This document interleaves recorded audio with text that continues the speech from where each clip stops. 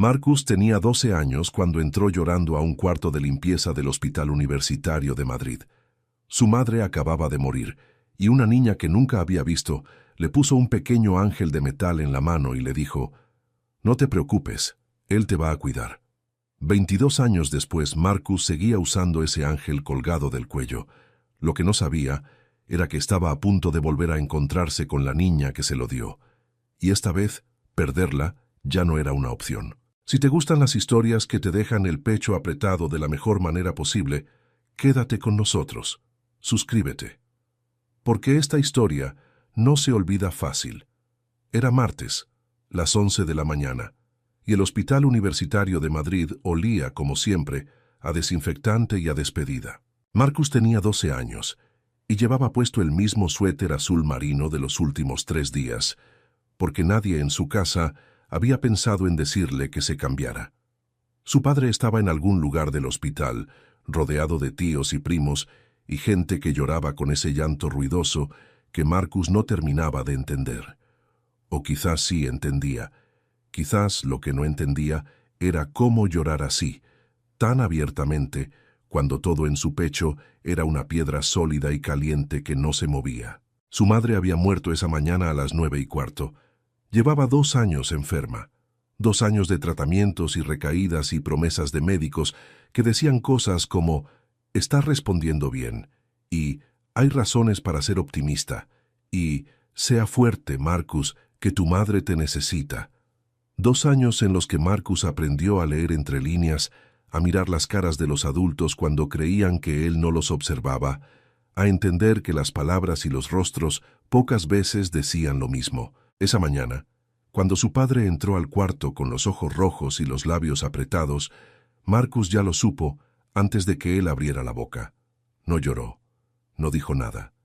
Se levantó, caminó por el pasillo con las manos en los bolsillos del suéter y siguió caminando hasta que el llanto de los suyos quedó atrás, hasta que los pasillos dejaron de tener gente conocida. Empujó la primera puerta que encontró entreabierta y entró. Era un cuarto pequeño.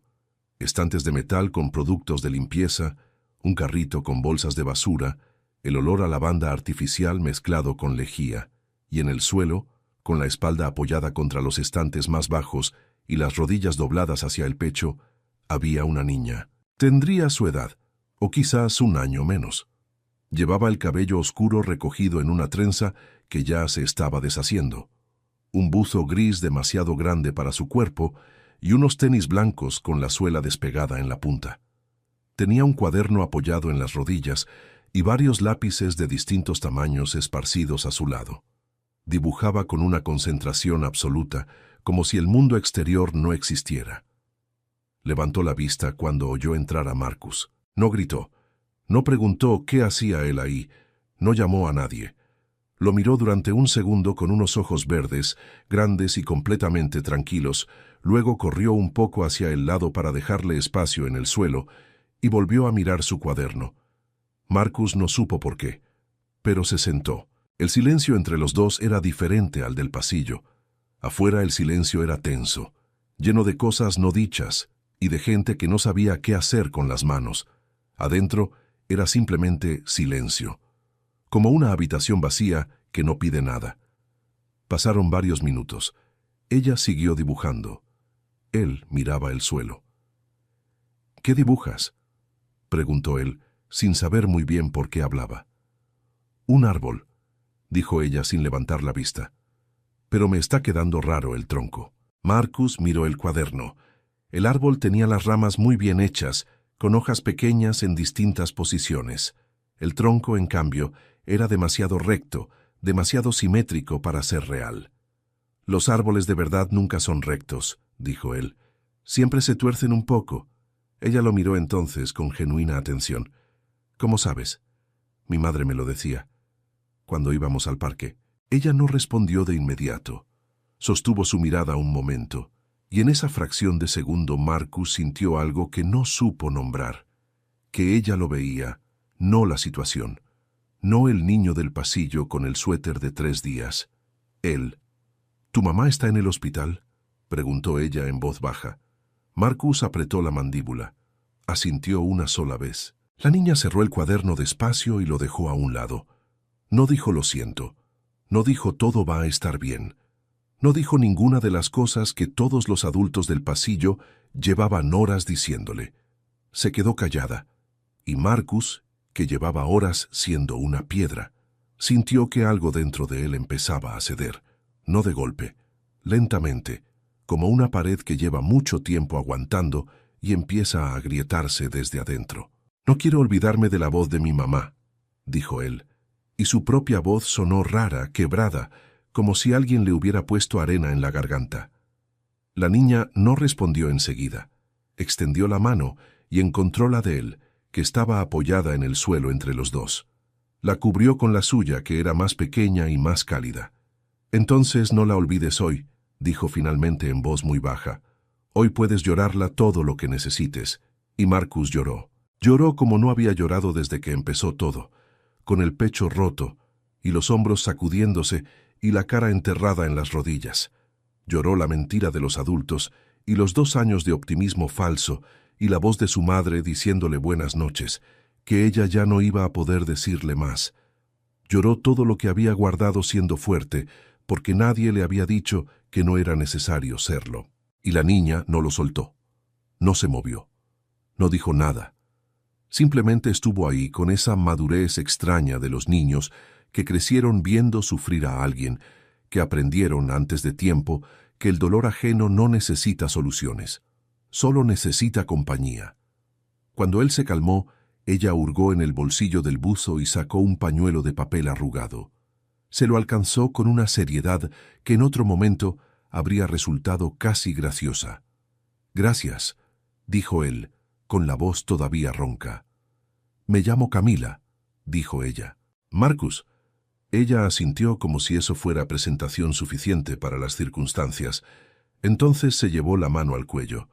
Llevaba una cadenita de plata fina, de esas que se compran en los mercadillos, y de ella colgaba un dije pequeño.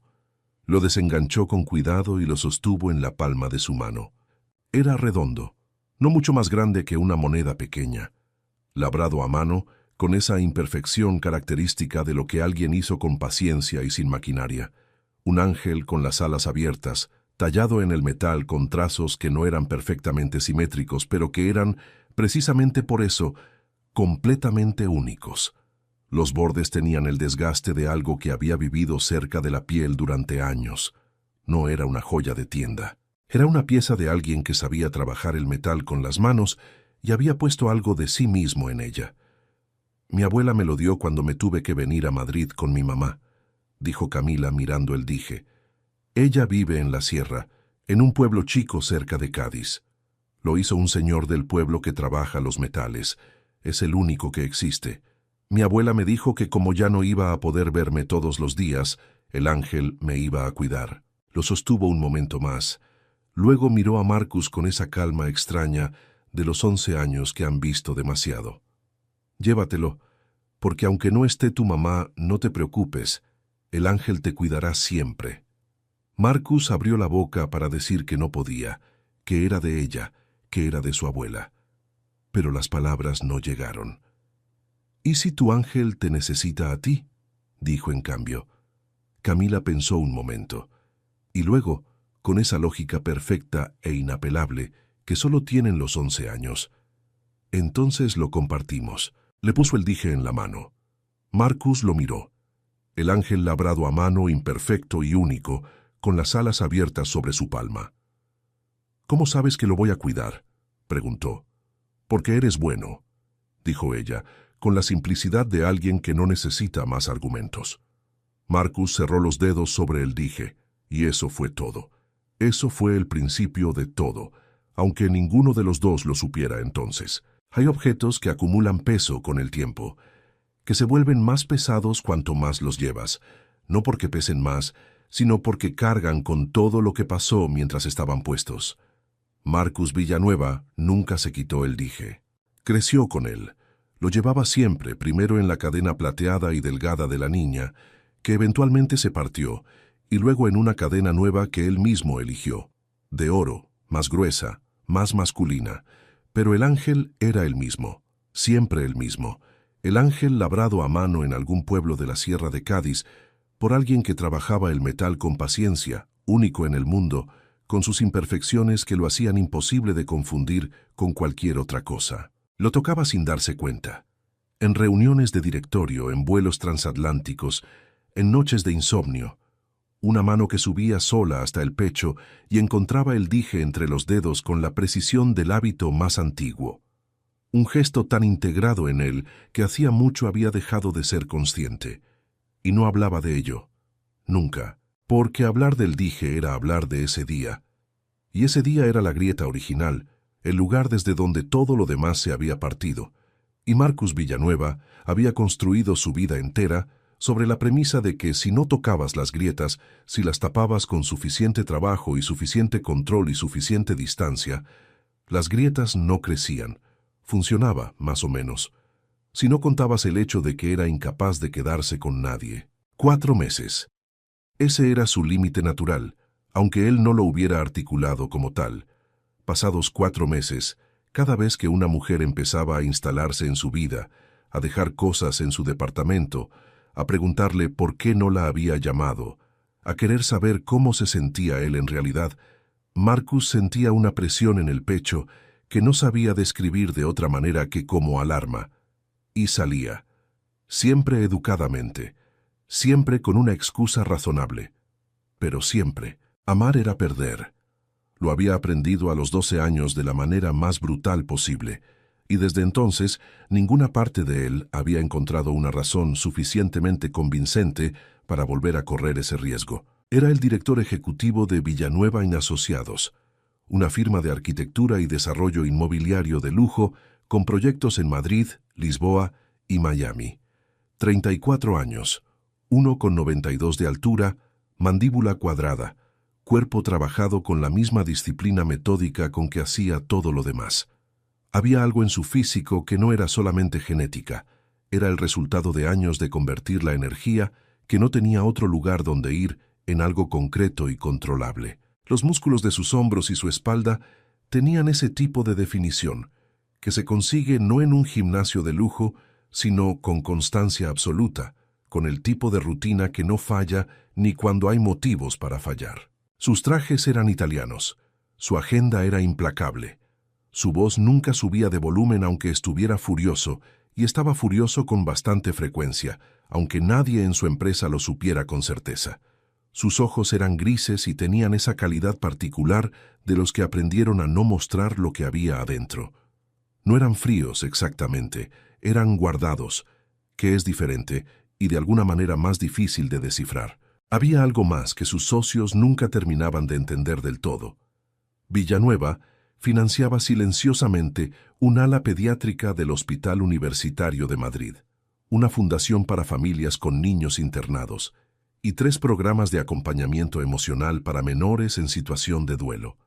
No lo anunciaba, no lo incluía en el perfil corporativo. Cuando alguien preguntaba, él decía responsabilidad social empresarial, y cambiaba el tema con la eficiencia de alguien que ha practicado ese cambio muchas veces. Era una verdad incompleta.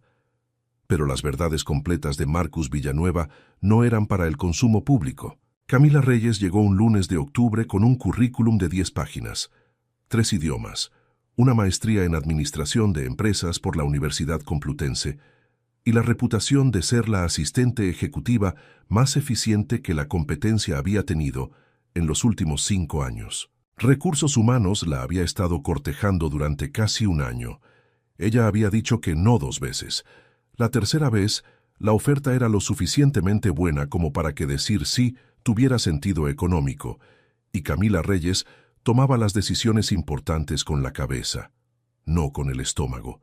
Había facturas de su madre, había cosas que quería poder darle, había una vida que ella había construido ladrillo a ladrillo desde que tuvo edad para entender que nadie más iba a construirla por ella. Menuda, con esa clase de figura que la ropa elegante agradece, curvas marcadas, cintura pequeña, una presencia física que no necesitaba altura para ocupar espacio. La piel muy blanca, casi translúcida en las muñecas donde se marcaban las venas, que contrastaba con el cabello oscuro que llevaba recogido la mayoría del tiempo, Y los ojos, verdes, de ese verde que cambia de tono con la luz, que puede ser casi amarillo en el sol de mediodía y casi gris en una habitación sin ventanas. Los ojos más improbables del mundo, en una cara con esa piel y ese pelo, y sin embargo completamente suyos, completamente ella. Marcus estaba en una llamada con Lisboa cuando su asistente anterior, que llevaba 3 semanas en período de transición antes de su jubilación, asomó la cabeza para decirle que la nueva había llegado. 5 minutos, dijo él, sin levantar la vista del escritorio. La llamada se extendió a 20. Cuando finalmente colgó y salió a la antesala, Camila Reyes estaba sentada frente al escritorio vacío que sería el suyo, con la espalda completamente recta y un bloc de notas abierto sobre la rodilla. Llevaba un traje azul marino que no intentaba ser llamativo y era llamativo de todas formas. El cabello recogido, algunos mechones sueltos alrededor del rostro. Expresión tranquila, atenta, completamente contenida. Lo miró cuando él entró, y algo extraño sucedió. No fue reconocimiento. Marcus no tenía forma de reconocerla.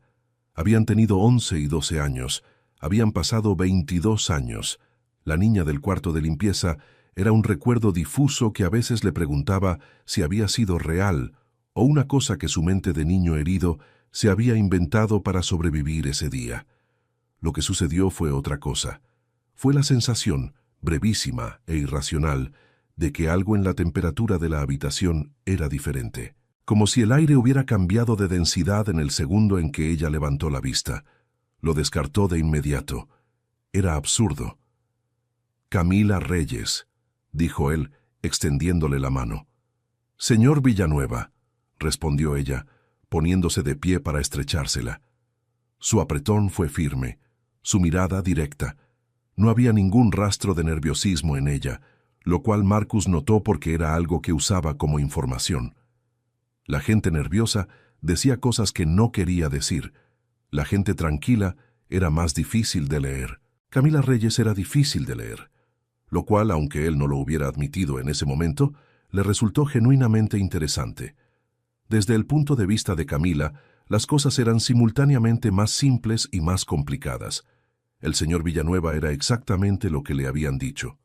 Alto, frío, eficiente, con esa calidad particular de las personas que ocupan mucho espacio sin hacer ruido. Era también, objetivamente, una presencia física que costaba ignorar, aunque Camila llevaba suficiente tiempo en el mundo corporativo como para haber aprendido a guardar esa clase de observaciones en un compartimento completamente separado de todo lo demás. Lo que no había esperado era la sensación extraña, difusa, casi imposible de ubicar, de que algo en ese hombre le resultaba familiar. No el rostro, no la voz. Algo más intangible, más viejo. La manera en que se paró en la puerta. La manera en que la miró. Como si él también estuviera buscando algo que no sabía qué era. Lo descartó. Probablemente eran nervios de primer día que se manifestaban de maneras raras. Fue un primer día impecable. Anotó todo, hizo preguntas pertinentes, estableció los protocolos con una precisión que Marcus no tuvo que corregir en ningún punto. De camino a su apartamento esa noche, en el metro con los auriculares puestos y la ciudad desvaneciéndose en el cristal, Camila se encontró pensando en él de una manera que no tenía del todo nombre. No en lo que ella habría llamado atracción, aunque eso también estaba ahí, guardado donde correspondía, sino en esa sensación más antigua, más quieta, como cuando reconoces una canción que no recuerdas haber escuchado. No supo qué hacer con eso. Así que, como hacía con todas las cosas que no sabía cómo procesar de inmediato, la dejó estar. Ya encontraría su lugar. Si hubiera que dibujar el mapa de cómo Camila y Marcus empezaron a conocerse de verdad, no sería una línea recta. Sería algo más parecido a una espiral, círculos que se van cerrando despacio, que se acercan al centro sin que nadie lo note, hasta que de pronto están adentro y ya no hay manera de salir. En eso el destino es particularmente bueno. Trabaja despacio, con paciencia, sin anunciarse. Durante las primeras semanas, la relación fue exactamente lo que debía ser: profesional, eficiente, cordial. Marcus aprendió rápido que Camila no necesitaba que le explicaran las cosas dos veces. Ella anticipaba lo que él iba a necesitar antes de que él lo pidiera. Organizaba su agenda con una lógica que coincidía extrañamente con la suya propia. Filtraba llamadas y correos con un criterio que él nunca tuvo que corregir. Lo que Marcus no esperaba era empezar a notar otras cosas. La manera en que ella tomaba el café, negro y sin azúcar igual que el suyo. La manera en que se quedaba después de las 6, cuando había trabajo pendiente, sin que nadie se lo pidiera. La manera en que trataba al equipo de limpieza del edificio exactamente igual que al directorio. Con la misma atención, la misma cortesía, sin la jerarquía invisible que la mayoría de las personas de su posición usaban sin darse cuenta. Marcus notaba estas cosas y las archivaba en algún lugar que no tenía nombre claro. Camila, por su parte, estaba notando cosas que le resultaban más perturbadoras. Marcus Villanueva tenía una reputación de hombre inaccesible que era completamente merecida en términos superficiales. Pero Camila tenía la ventaja de estar cerca de él en los momentos en que las máscaras se aflojan. En las mañanas antes de que llegara el equipo, en las tardes cuando la oficina se vaciaba. Y en esos momentos había algo en su expresión que ella no sabía del todo cómo leer, pero que reconocía como distancia. No frialdad, distancia. Como alguien que mira desde la otra orilla de algo que le costó cruzar y que no está seguro de querer cruzar de nuevo. Eso le partía algo pequeño en el pecho, aunque ella no le hubiera puesto ese nombre todavía. Y luego estaba el problema de Rodrigo. Rodrigo Salas llevaba 2 años siendo su novio y 8 meses siendo su ex en teoría, aunque en la práctica la línea seguía siendo borrosa, no porque Camila lo amara. Eso lo tenía claro desde hacía tiempo, sino porque Rodrigo era experto en aparecer exactamente cuando ella bajaba la guardia, en decir las cosas correctas con el tono equivocado, en hacerla sentir responsable de su bienestar emocional de una manera que ella todavía estaba aprendiendo a nombrar con precisión. El segundo miércoles de noviembre, a las 2 de la tarde, él apareció en la recepción del edificio. Camila lo vio desde el pasillo antes de que él la viera a ella, y sintió esa contracción familiar en el estómago que ya no era amor, sino algo más parecido al cansancio anticipado. Salió de todas formas, porque Camila Reyes no se escondía. Hablaron en la calle durante exactamente 7 minutos. Rodrigo quería hablar. Rodrigo siempre quería hablar. Tenía ese talento particular de usar la conversación no para entenderse, sino para desgastar, para instalar culpa con la paciencia de alguien que sabe que el agua termina por horadar la piedra si le da suficiente tiempo. Ella le dijo que no, que ya habían hablado suficiente, que por favor no volviera al trabajo. Él le dijo que solo se preocupaba por ella, que nadie la iba a querer como él, que después de todo lo que habían construido juntos. Ella volvió a decir que no. Cuando entró de nuevo al edificio, tenía los hombros tensos y los ojos más brillantes de lo que hubiera querido. Fue directamente al baño, respiró hondo frente al espejo 30 segundos y volvió a su escritorio con la expresión completamente recompuesta. Lo que no sabía era que Marcus la había visto desde el ventanal de su oficina. No había planeado mirar. Estaba revisando planos y el movimiento en la calle había llamado su atención de manera periférica. Pero cuando reconoció a Camila, y cuando vio al hombre a su lado, y cuando leyó en la postura de ella esa tensión particular, que no era pelea sino algo más complicado y más cansado, se quedó mirando. Cuando ella entró de nuevo al edificio, Marcus se dio vuelta hacia sus planos, y se encontró con que no podía concentrarse. No era algo que le pasara con frecuencia, pero en los siguientes 20 minutos pasó por los mismos planos 3 veces sin procesar nada. Cuando Camila entró a su oficina con los documentos de la reunión de las 4, él levantó la vista. Ella tenía todo perfectamente organizado, la expresión neutra. Cualquier persona que no la conociera habría dicho que estaba completamente bien. Marcus la conocía desde hacía menos de un mes, y sin embargo supo, con una certeza que no sabía de dónde venía, que no lo estaba. ¿Está todo bien?, preguntó. Era una pregunta simple, profesional incluso. Camila lo miró, Y por un segundo, solo un segundo, él vio algo pasar por detrás de esos ojos verdes. «Perfectamente», dijo ella. Y sonrió de esa manera que Camila Reyes sonreía cuando quería que la conversación terminara. Marcus asintió. Tomó los documentos, pero no olvidó lo que había visto. Diciembre llegó con lluvia fina y persistente, del tipo que no es suficiente para quedarse en casa, pero sí para llegar a todos lados un poco mojado y un poco más malhumorado de lo habitual.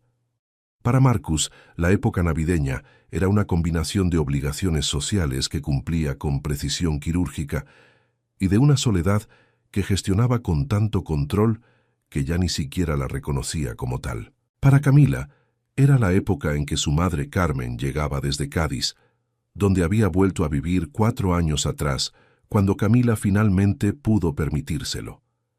Era la época en que Camila cocinaba demasiado y dormía poco, y se sentía de una manera difusa, como si el año hubiera terminado con demasiadas cosas a medio resolver.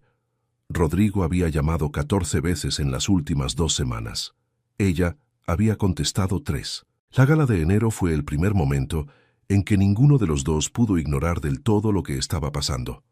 Era un evento de arquitectura y diseño, una de esas noches donde Madrid se vestía de largo y el sector se juntaba para celebrarse a sí mismo con champán y discursos que nadie escuchaba del todo.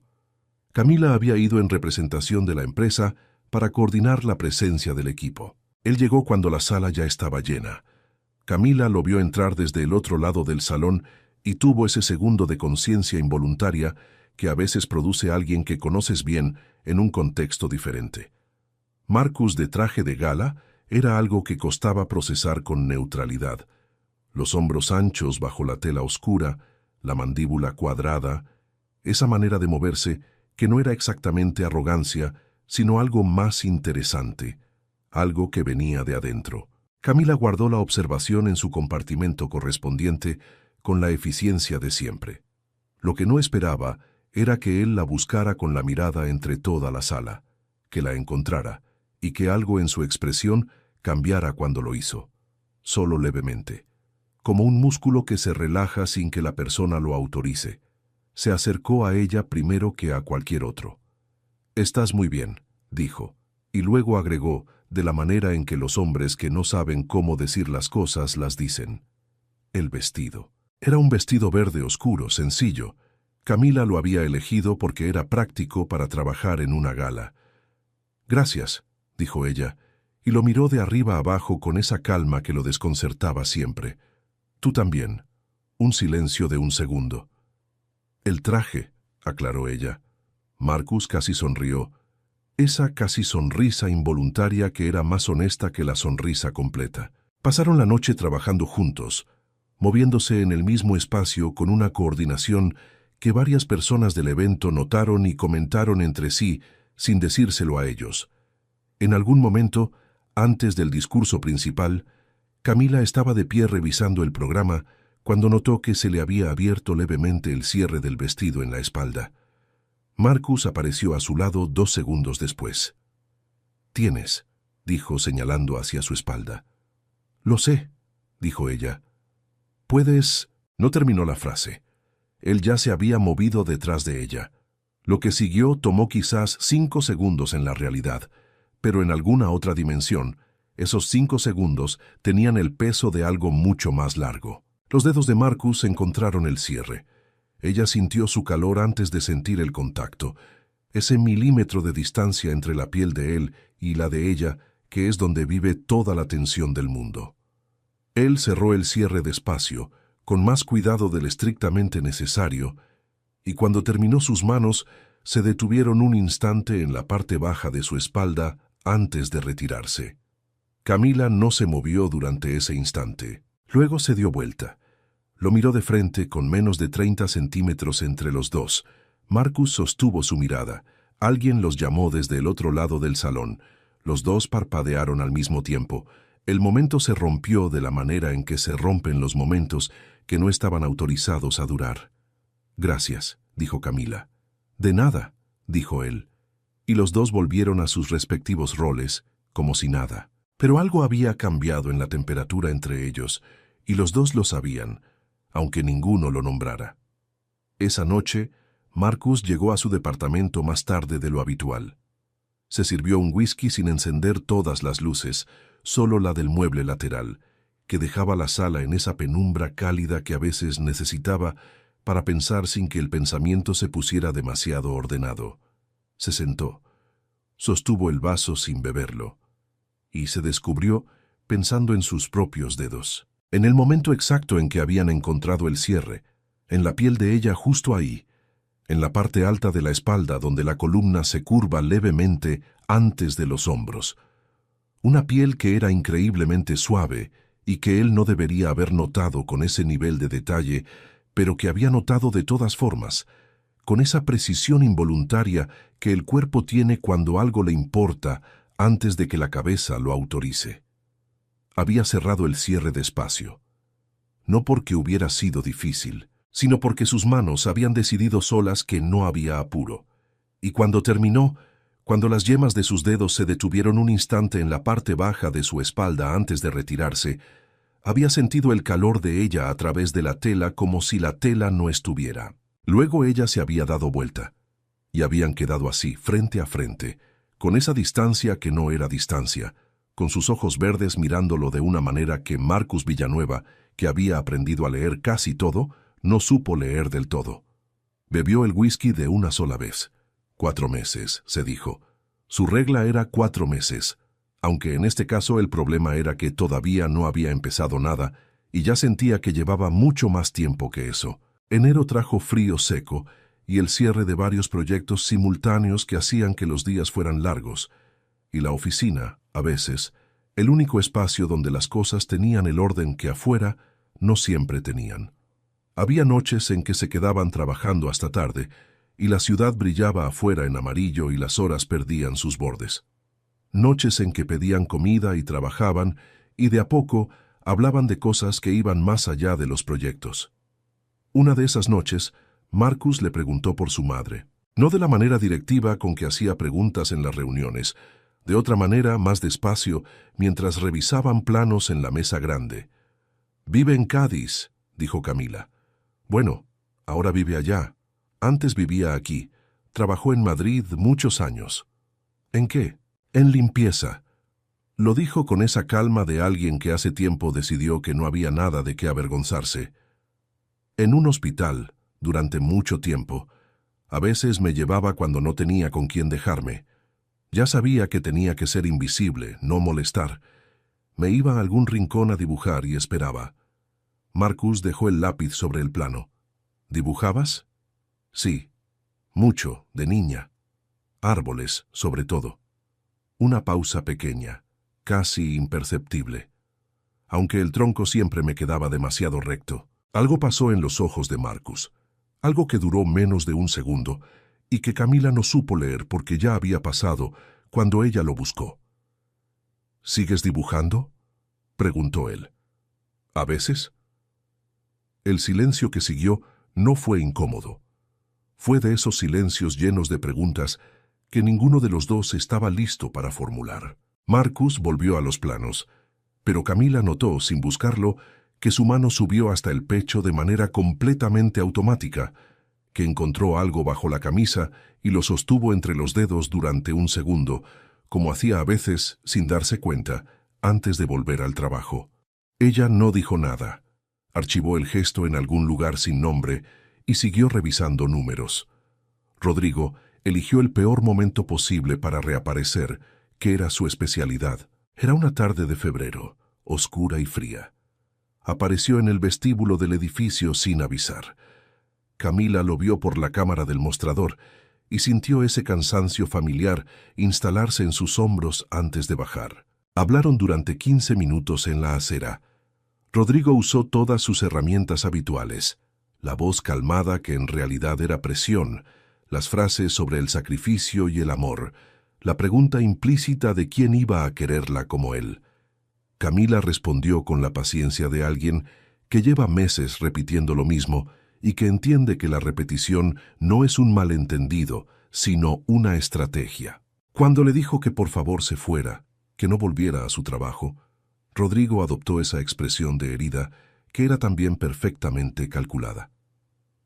¿Hay alguien más?, preguntó. No, dijo Camila. Era cierto. Rodrigo se fue. Camila entró al edificio. Cruzó el vestíbulo. Esperó el ascensor con los brazos cruzados y los ojos en los números sobre la puerta. Las puertas se abrieron y Marcus estaba adentro. Se miraron. «Subiendo», dijo él. «Sí», dijo ella, y entró. Las puertas se cerraron. «¿Fue el mismo que el otro día?», preguntó él sin mirarla de frente, con esa voz que no subía de volumen ni cuando estaba furioso. Camila lo miró de costado. «¿Me viste desde arriba?». Una pausa breve. «Casualmente», dijo él. «Sí, es el mismo». Marcus asintió. Tenía la mandíbula levemente apretada, ese gesto pequeño que Camila había aprendido a reconocer como el termómetro de lo que él no decía. «Nadie que te ame debería hacerte sentir que tienes que explicarte», dijo sin mirarla. El ascensor llegó a su piso. Las puertas se abrieron. Marcus salió primero. Camila se quedó un segundo dentro, mirando sus hombros mientras se alejaba por el pasillo. Luego salió también. Esa frase se quedó con ella durante semanas. Marzo trajo una intensidad de trabajo que hacía que los días fueran largos y los límites entre lo profesional y lo personal se volvieran inevitablemente más porosos. Había algo en ese trabajo compartido que los iba construyendo de maneras que ninguno de los dos habría sabido articular con precisión. La manera en que él confiaba en su criterio sin necesitar verificarlo. La manera en que ella le decía las cosas difíciles de frente sin rodeos, y él, en lugar de cerrarse, la escuchaba. Una tarde, Camila llegó a su oficina y dejó algo sobre el escritorio antes de que él llegara. Era un dibujo, el boceto de la fachada del proyecto del norte, con los ventanales a la altura que ella había sugerido semanas antes, dibujada a mano, con una precisión y una delicadeza que no tenía nada que envidiarle a los planos del equipo de arquitectura. Marcus lo encontró cuando llegó. Lo sostuvo durante un tiempo que no fue profesional. Luego fue al escritorio de ella. «¿Sigues dibujando?», dijo, y no era una pregunta. «A veces», dijo ella sin levantar la vista del ordenador. Marcus se quedó en el umbral un momento. Luego, «El ángulo está bien. Tienes razón con los ventanales». Camila levantó la vista. «¿Lo vas a cambiar?». «Ya lo cambié esta mañana». Ella lo miró durante un segundo, y algo pequeño pero real se movió en el espacio entre ellos. El beso no fue planeado. Los besos que cuentan nunca lo son. Era una tarde de abril, tarde en todos los sentidos. Tarde del día, tarde en la temporada, tarde en todo lo que llevaba meses acumulándose. Habían terminado una revisión de planos. Los dos estaban de pie junto a la mesa grande y Camila había hecho un comentario técnico sobre una decisión de diseño que Marcus había tomado. Un comentario directo y sin adornos. «El ángulo de los ventanales del tercer piso va a bloquear la luz natural en invierno», dijo ella mirándolo de frente. «Lo dije hace 2 semanas y lo digo ahora». «Lo corregí», dijo él. «Lo sé. Lo que no sé es por qué tardaste tanto en admitir que tenía razón». Marcus la miró durante un momento. Había algo diferente en su expresión, algo menos armado de lo habitual. «Porque me cuesta», dijo. «¿Qué te cuesta?» «Admitir que alguien ve algo que yo no vi». Camila lo sostuvo la mirada. «¿Por qué?». Y él, que tenía respuestas para todo, no tuvo ninguna. Estaban cerca, inclinados sobre la mesa, y había exactamente el espacio de una respiración entre ellos. Marcus levantó la vista de los planos y la encontró mirándolo. La distancia que quedaba entre los dos no era distancia que ninguno de los dos estuviera haciendo algo por sostener. Fue él, un movimiento lento, sin apuro pero sin duda, y cuando sus labios encontraron los de ella, fue con esa clase de cuidado que se usa cuando algo te importa demasiado para apresurarlo. Ella correspondió. El beso duró lo que duran los besos que cambian el estado de las cosas, lo suficiente para que cuando terminó el mundo fuera diferente del que había sido antes. Cuando se separaron, Los dos miraron hacia adelante durante un segundo, como si necesitaran un momento para recordar dónde estaban. «Esto es completamente poco profesional», dijo Camila. «Lo sé», dijo él. «¿Y?» Marcus la miró. «Y no me arrepiento». Camila asintió con esa calma que era su manera de procesar las cosas grandes. «Yo tampoco». Ninguno de los dos habló de lo que significaba, ninguno de los dos necesitaba hacerlo todavía. Aquí es donde la historia se complica, y también donde se vuelve más honesta, porque el destino tiene una manera particular de trabajar que no se parece a ninguna película. No hay música de fondo, no hay iluminación dramática, solo dos personas que empiezan a orbitar una alrededor de la otra sin admitirlo, encontrando excusas cada vez más creativas para estar en el mismo espacio, notando detalles que no deberían importar y que, sin embargo, importan demasiado. Marcus empezó a buscar los 4 minutos de mañana que había entre la llegada de ella y la primera reunión. Nunca dijo nada importante en esos 4 minutos. Hablaban de la agenda, del clima, del proyecto de Lisboa, pero los buscaba. Camila empezó a notar que sus mejores ideas las tenía cuando podía consultarlas con él.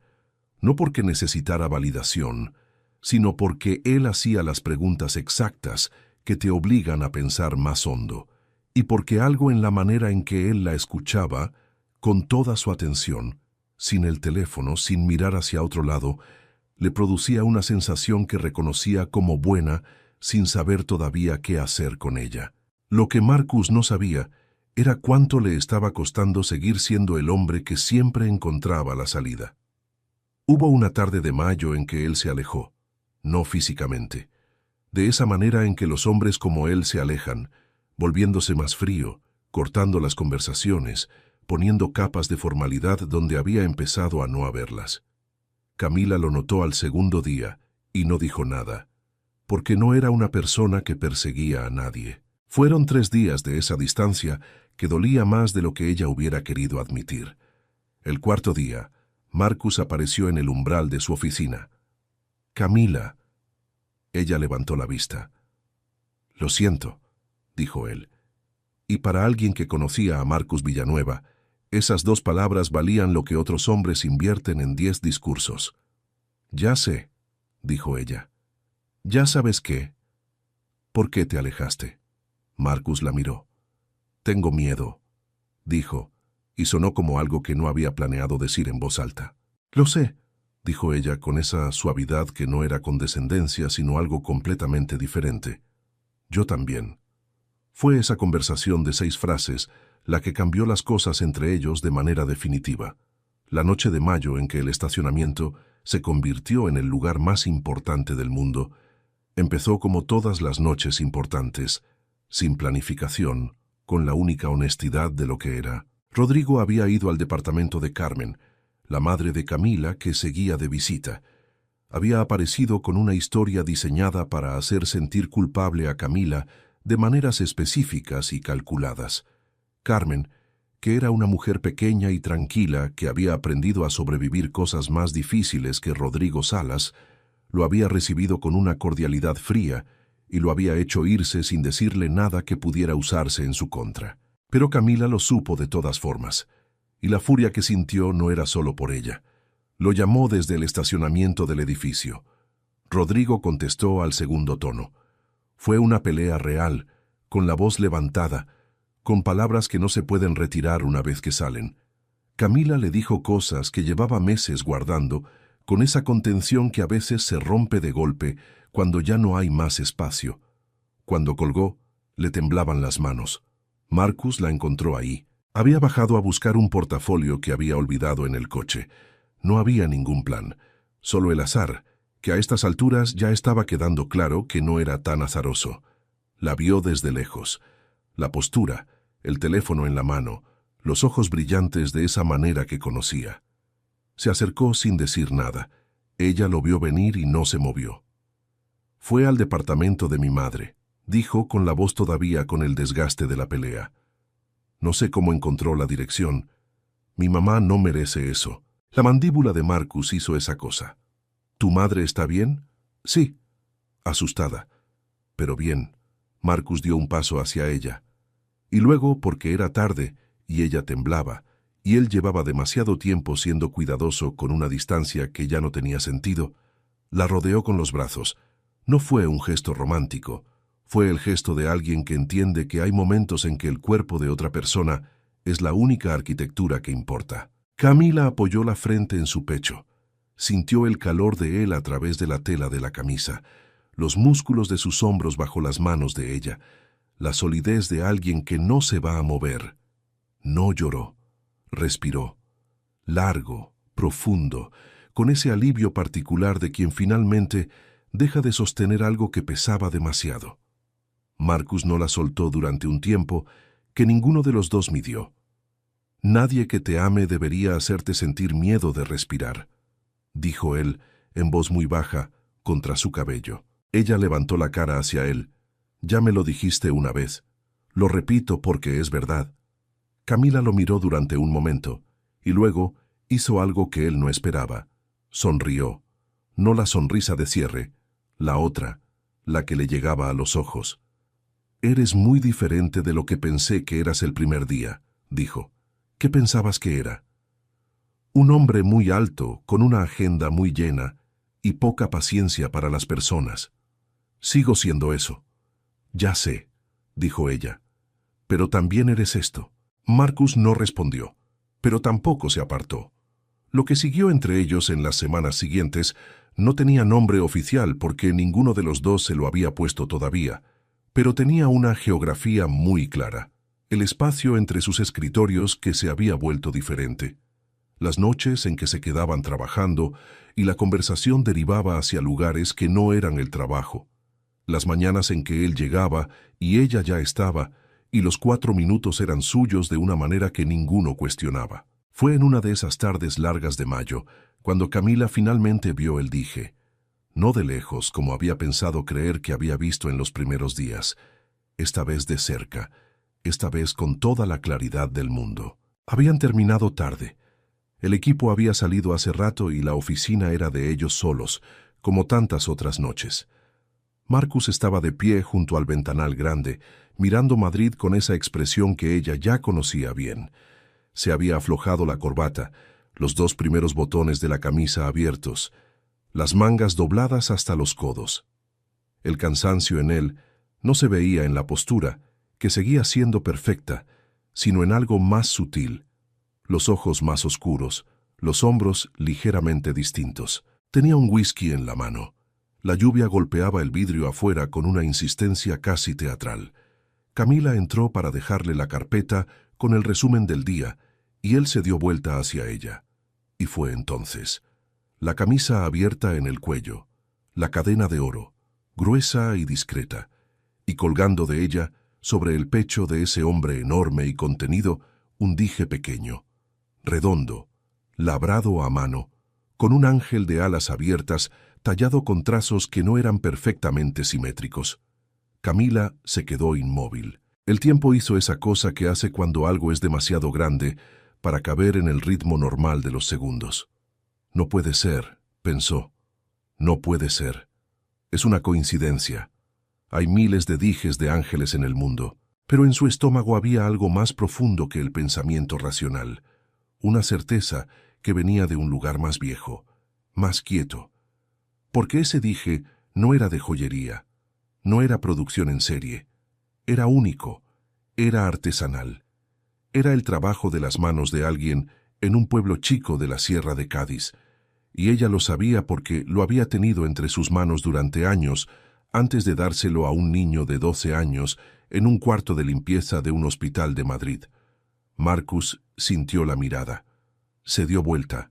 La encontró completamente inmóvil, con los ojos fijos en su pecho, y sin saber por qué llevó la mano hasta el dije y lo sostuvo entre los dedos. Un gesto viejo, automático. Los ojos verdes de Camila subieron hasta los de él. Algo pasó entre ellos en ese momento que ninguno hubiera sabido articular. Una pregunta sin palabras que ninguno sabía todavía cómo formular. ¿Estás bien?, preguntó él con la voz diferente, menos corporativa, más humana. Camila parpadeó. Salió del estado suspendido. Sí, dijo.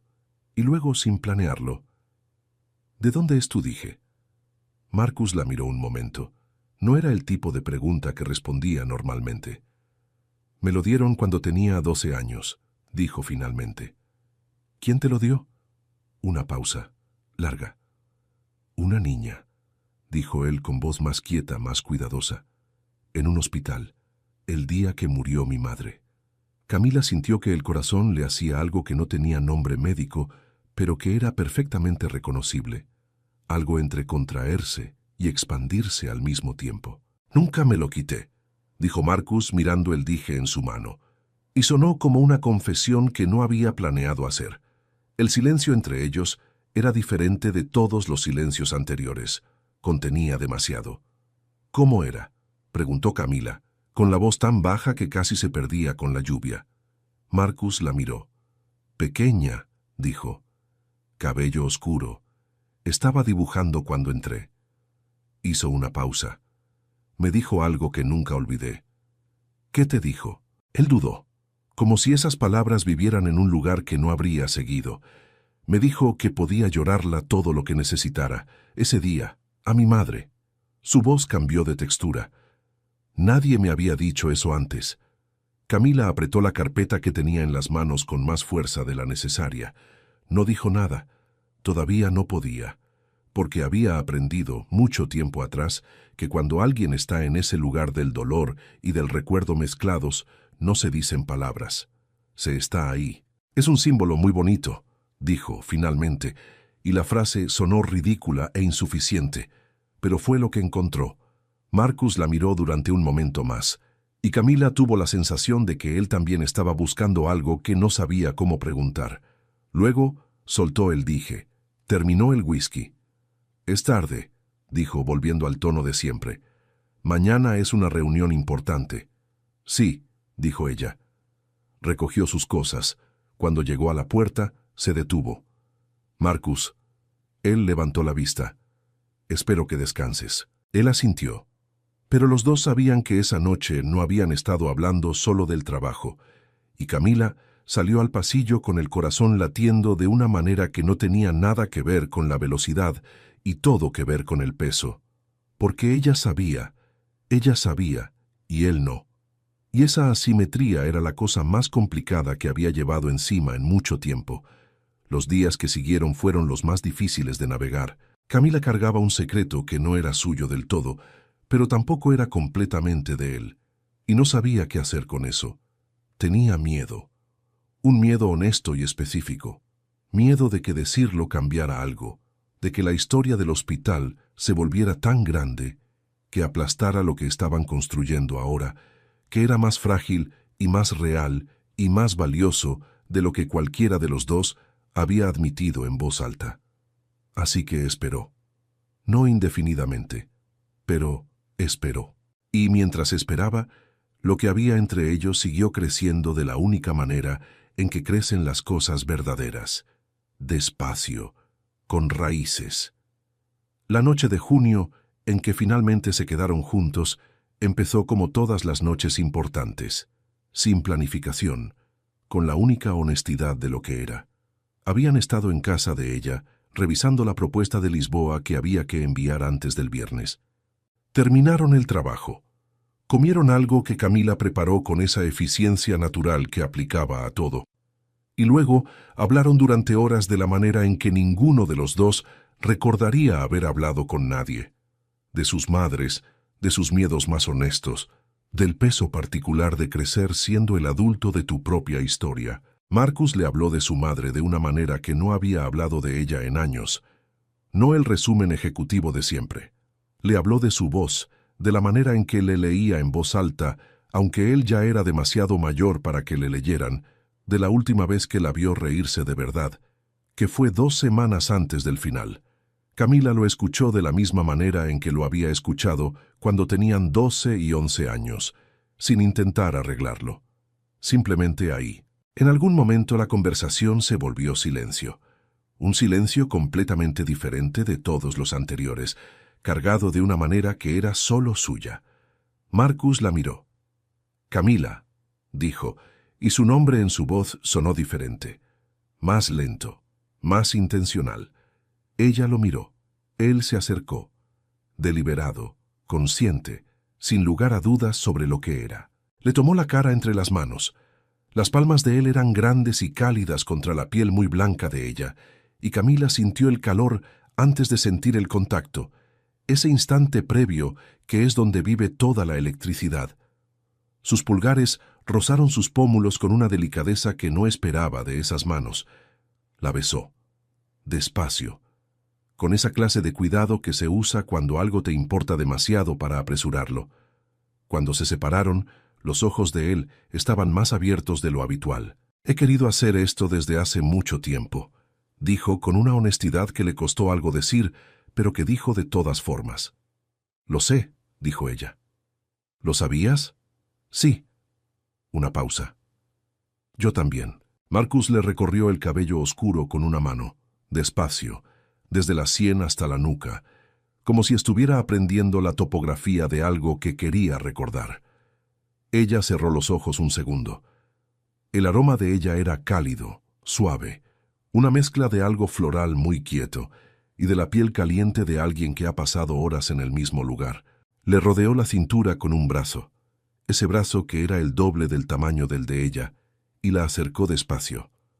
La diferencia entre los dos era visible en ese momento de una manera que era completamente suya. La menudez de Camila contra la anchura de él, su piel muy blanca contra la mano grande de Marcus en su cintura. La fue recostando en el sofá con cuidado, una mano sosteniendo su espalda, la otra apoyada junto a su cara. Se quedó así un momento, de frente a ella, mirándola con una expresión que ella había visto pocas veces y que era la más real de todas las que él tenía. «¿Estás segura?», dijo en voz baja. «Completamente», dijo ella. La camisa de Marcus tenía los dos primeros botones abiertos. El dije colgaba sobre ella, ese ángel artesanal labrado a mano, único en el mundo, oscilando levemente entre los dos. Camila lo miró un segundo, solo un segundo, y luego miró a él. Los músculos de sus hombros se movieron cuando se inclinó hacia ella, esa arquitectura de esfuerzo y constancia que era también, en ese momento, completamente suya. Sus manos encontraron su cintura, sus costados, la curva de ella que encajaba en la palma de él, como si hubiera sido diseñada para eso. Ella sujetó su camisa con los dedos, y lo que siguió entre ellos esa noche pertenece a esos momentos que las palabras no pueden terminar de contener. Solo esto, que fue lento y honesto, y que en algún punto Marcus Villanueva, que llevaba 22 años sin permitirle a nadie entrar de verdad, entendió que ya era demasiado tarde para intentarlo, y que eso, por primera vez en su vida adulta, no le produjo miedo. La revelación llegó 3 semanas después, de la manera en que llegan las revelaciones importantes, sin anuncio, en el momento en que ninguno de los dos estaba listo. Habían ido juntos al hospital universitario. Marcus tenía una reunión trimestral con la fundación que financiaba, una reunión que él siempre atendía en persona. Camila había pedido ir sin dar demasiadas razones, y él no había preguntado. Mientras Marcus estaba en la reunión, Camila caminó por los pasillos de la 4ª planta. Los conocía. Los había caminado de niña, siguiendo a su madre, aprendiendo la geografía silenciosa de un lugar que olía a desinfectante y a las horas más difíciles de la vida de la gente. Sabía dónde doblaban, sabía qué puertas crujían, sabía el color exacto del suelo bajo esa luz artificial que no cambiaba nunca. Encontró el cuarto, renovado, con una placa que decía «Depósito de mantenimiento». Pero era el mismo, la misma ubicación, la misma puerta, el mismo ángulo respecto al pasillo principal. Se quedó parada frente a él. No sabía exactamente cuánto tiempo. «¿Sabes qué es ese cuarto?». Se dio vuelta. Marcus estaba detrás de ella. La reunión había terminado antes. La miraba con una expresión que ella no había visto en él así de cerca. O quizás sí.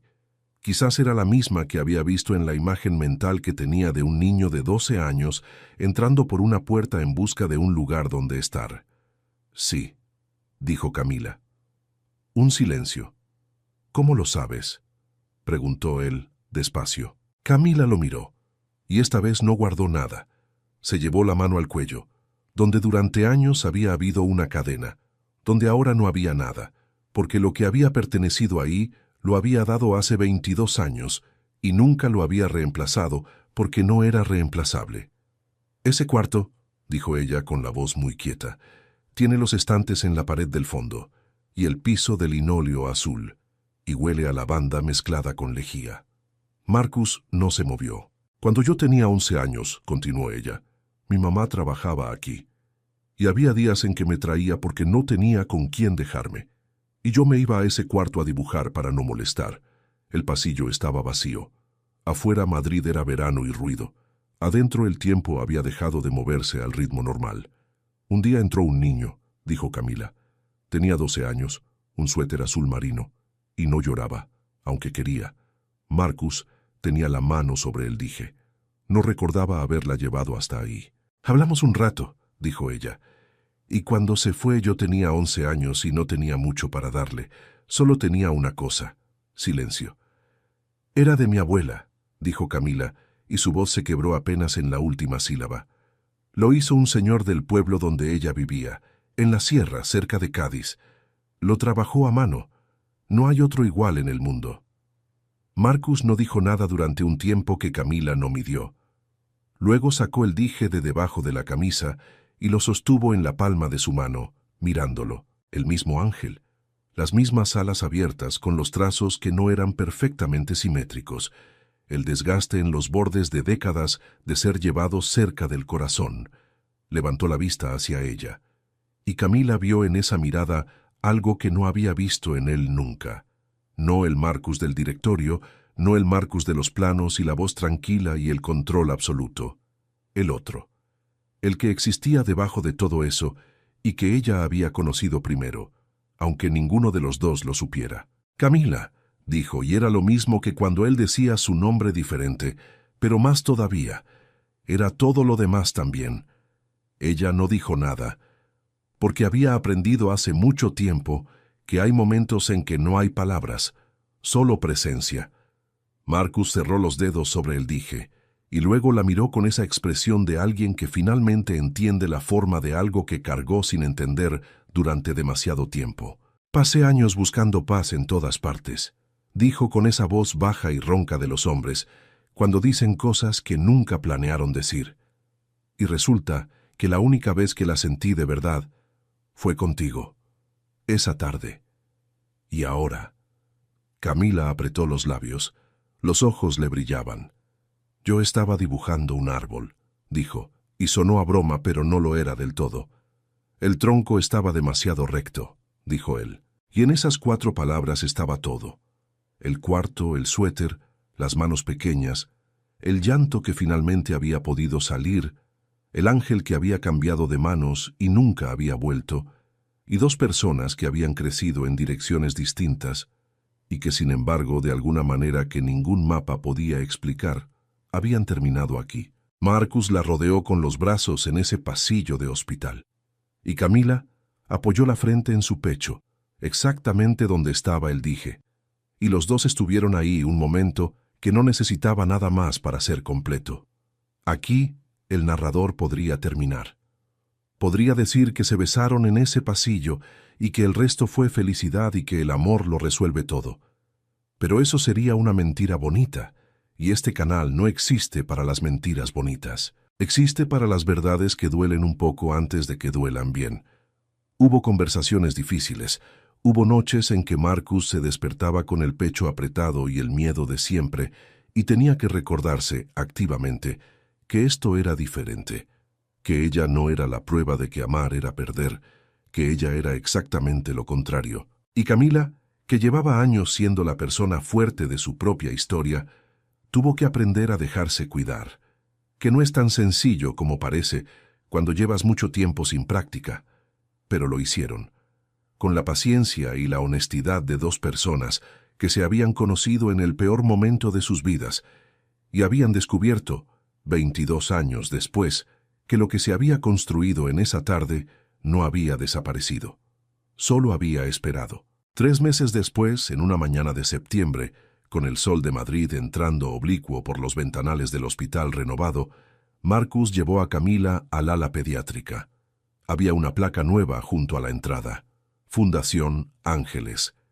En memoria de Elena Villanueva y en honor a todo lo que cuida sin que lo veamos. Le temblaron los labios a Camila cuando la leyó. ¿Cuándo hiciste esto? Hace un mes, dijo él, cuando supe que eras tú. Ella lo miró, los ojos verdes más brillantes que de costumbre. Marcus metió la mano en el bolsillo de la chaqueta, sacó la cadena de oro, y el dije del ángel, ese ángel artesanal e irrepetible, labrado en las manos de alguien en un pueblo de la sierra de Cádiz. Pero esta vez la cadena no era la de él, era nueva, diferente, delicada y dorada, hecha para ella. Durante 22 años, dijo Marcus con esa voz que temblaba apenas en los bordes, este ángel me cuidó. Y yo nunca entendí del todo por qué era tan imposible quitármelo. Hizo una pausa. Ahora sé que era porque todavía te pertenecía. Camila abrió la boca. Lo que quiero saber, continuó él, y sus manos sostenían la cadena, y no temblaban porque era Marcus Villanueva, y él no temblaba, aunque por adentro estuviera pasando algo completamente distinto. Es si me quieres cuidar durante el resto. El pasillo estaba vacío. Afuera Madrid seguía siendo Madrid. Sí, dijo Camila, sin pausa. Sin duda, con la voz entera. Marcus le puso la cadena. Sus manos en el cuello de ella eran cálidas y seguras. Cuando el ángel quedó apoyado contra la piel muy blanca de su pecho, él la miró durante un momento y luego apoyó su frente contra la de ella.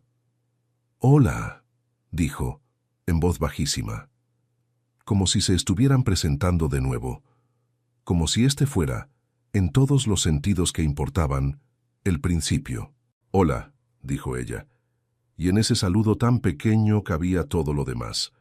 Un domingo de noviembre, la cocina del apartamento de los Villanueva olía a café recién hecho y a tostadas, y a esa mezcla particular de ruido y calma que tienen los domingos cuando la vida es buena. Camila estaba en el sillón grande con el portátil en las rodillas y los pies descalzos doblados bajo ella.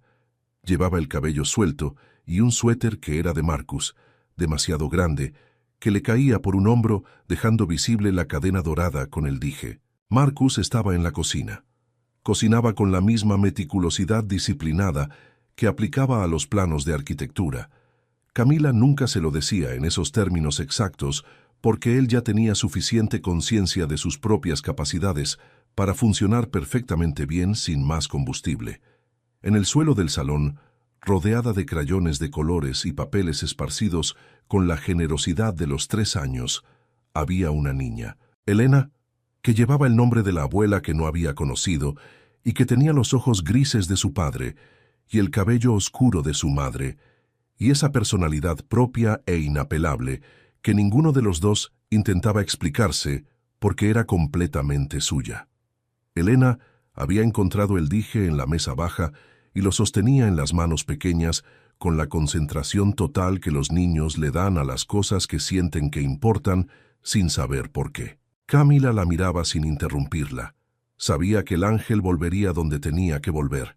Marcus salió de la cocina con el delantal puesto y se agachó junto a su hija. Le tomó el dije entre 2 dedos y lo sostuvo donde ella pudiera verlo bien. «¿Qué es?», preguntó Elena. «Es un ángel». «¿Por qué lo tienes?» «Porque alguien muy buena me lo dio hace mucho tiempo, cuando yo lo necesitaba mucho». Elena miró a su madre, miró a su padre. Volvió al dije. «¿Y ya no lo necesitas?». Marcus levantó la vista hacia Camila. Camila lo miró a él. «Ya no», dijo Marcus con esa voz baja y tranquila que Elena conocía como la voz de los domingos. «Porque ahora tengo algo mejor». «¿Qué tienes?». «A ustedes», dijo él. Elena lo pensó con la seriedad profunda de los 3 años. Luego asintió, como si eso fuera perfectamente razonable, que lo era, y volvió a sus crayones. Marcus se quedó agachado junto a ella un momento, y cuando levantó la vista hacia Camila, tenía esa expresión que ella había visto pocas veces y que era la más real de todas, la de un hombre que finalmente está exactamente donde tiene que estar y lo sabe. El ángel quedó apoyado entre los papeles de Elena, brillando levemente con la luz del domingo. No representaba pérdida. No representaba el hospital, ni los pasillos, ni el suéter azul marino, ni las promesas que se hacen cuando el mundo se rompe. Representaba una niña dibujando un árbol con el tronco demasiado recto. Un niño entrando por una puerta sin saber qué buscaba. Una mano pequeña cubriendo otra mano pequeña en el suelo de un cuarto que olía a lavanda y lejía. Y el destino, que nunca fue azaroso, que siempre supo exactamente lo que hacía. Al final el ángel sí cumplió su promesa, solo que nunca bajó del cielo. Se quedó aquí abajo, sosteniéndoles la mano. Y así termina esta historia. O mejor dicho, así es exactamente como esta historia por fin empieza de verdad. Si llegaste hasta aquí, ya sabes lo que es tener el corazón apretado de la manera correcta. Ese nudo en el pecho que no duele exactamente, pero que te recuerda que sigues siendo capaz de sentir cosas grandes. Eso es lo más humano que existe, y por eso vale la pena buscarlo. Quédate en este canal si quieres seguir sintiéndolo. Suscríbete si estas historias te acompañan en los momentos en que necesitas saber que el amor existe, que el destino trabaja aunque no lo veas, y que a veces dos personas están escritas juntas desde mucho antes de que se den cuenta. Y ahora queremos preguntarte algo. ¿Tú también conservas algún objeto que te recuerde a alguien importante? Te leemos en los comentarios.